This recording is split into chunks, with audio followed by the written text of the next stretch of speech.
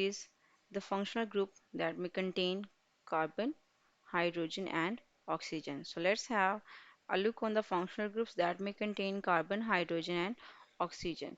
So mainly there are a lot of organic compounds that may contain carbon, hydrogen, and oxygen in their functional groups. So we will start. There we have alcohols, there are ethers, there we have carboxylic acids, there we have alcohols, ethers, carboxylic acids, and the fourth one, that is the main organic compound that may contain the carbon, hydrogen, and oxygen.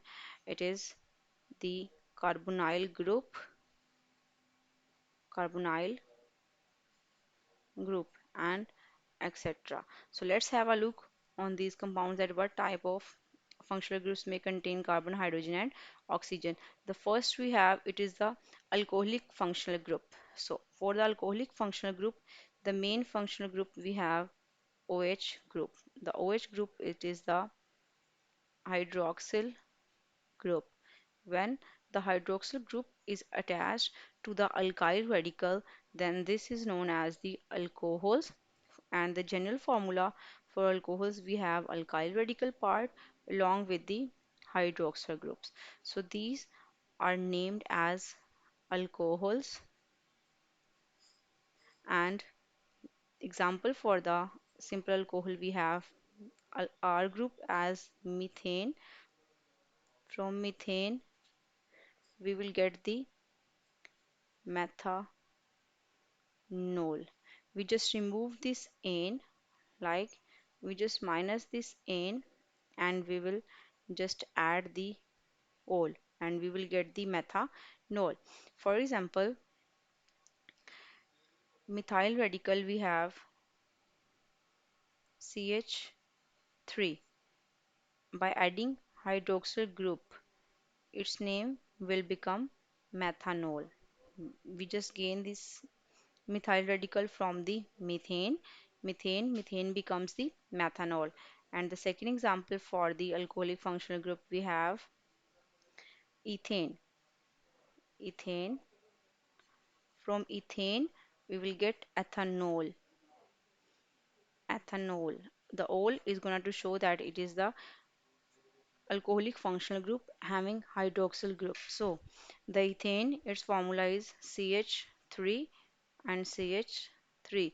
The functional group or the alkyl radical that we just gained from there, it is CH3, CH2. So by adding the hydroxyl group, we gain CH3, CH2, OH. Now its name is ethanol. So this is the carb hydrocarbon part, and this is the functional group. So the simple class of the alcohols, it is having hydrogen, oxygen, and carbon.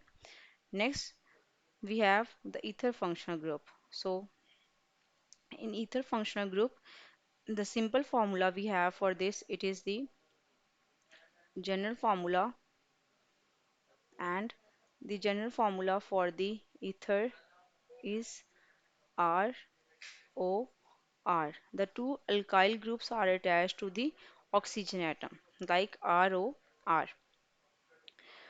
For example, if we have the two R groups, like two methyl groups, center oxygen, and next we have two methyl groups. Now there are two methyl groups. Now its name will be dimethyl, and at the end we just need to add the ether, dimethyl ether. So we have two groups, methyl. And if we have the change of the group, on one side we have methyl, and on one side we have ethyl group, CH2, CH3. So this is the ethyl and this is methyl. So we just name this group like ethyl methyl ether. Ethyl methyl ether. Now this name just came from, this is ethyl group and this is the methyl group, and its name is ethyl methyl ether. This is the general formula for the ethers. This they are having carbon, hydrogen, and oxygen in the functional group. Next, we have the carbonyl group. So, in carbonyl group, we have the carbon.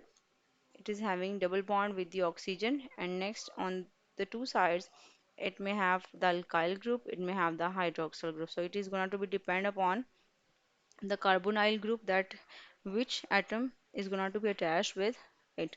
So carbonyl group, it is the functional mainly composed of the carbon atom, and this carbon atom is having double bond with the oxygen atom, and a compound containing the carbonyl atom is often referred as the carbonyl compound or the carbonyl group.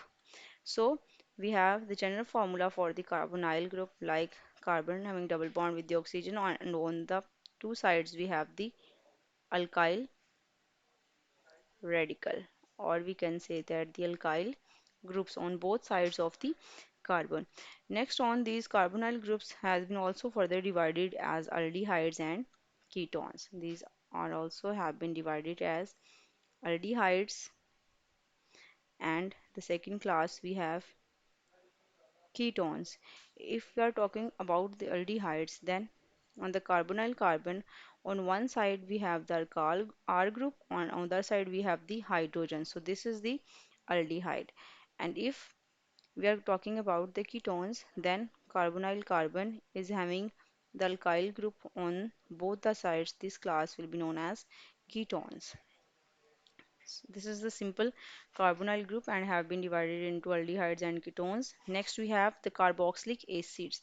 So the carboxylic acids, it is having the mainly functional group or the general formula like R and carboxylic group. So the carboxylic group is mainly carbon is having double bond with the oxygen, and on one side there we have the hydroxyl group, and on the other side we have the alkyl group. So this is the hydroxyl group, this is the carbonyl carbon, and this is the alkyl group. So I'm going to write it as alkyl group.